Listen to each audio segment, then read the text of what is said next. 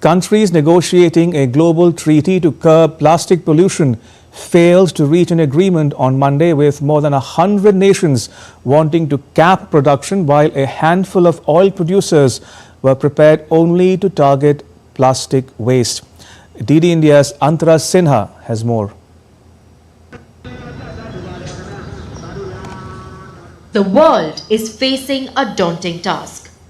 Millions of tons of plastic waste is polluting the oceans, rivers, and landscapes every year.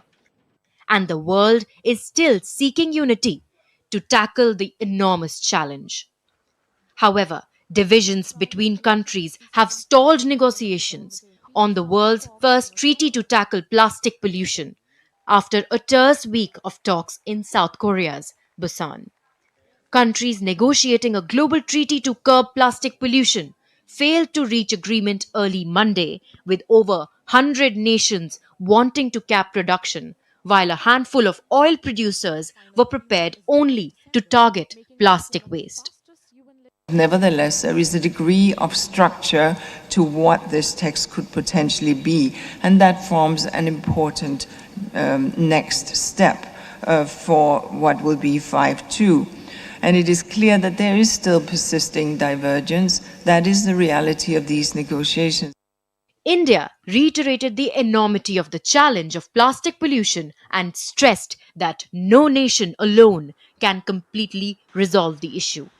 India outlawed single-use plastic in 2022 and urged the use of sustainable alternatives at the United Nations-led Global Plastic Treaty negotiations in Busan, South Korea.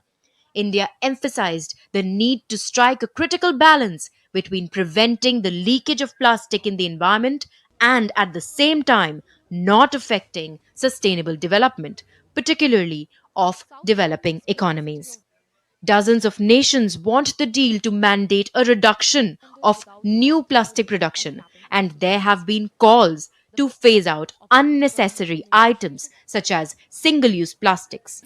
We voice our strong concerns about ongoing calls by a small group of countries to remove binding provisions from the text that are indispensable for the treaty to be effective. Panama leaves Busan with fire in our hearts.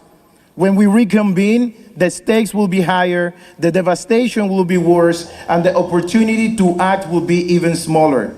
But others, led by some oil-producing states like Russia, Iran, and Saudi Arabia, have pushed back against any binding reduction call. Antara Sinha for DD India.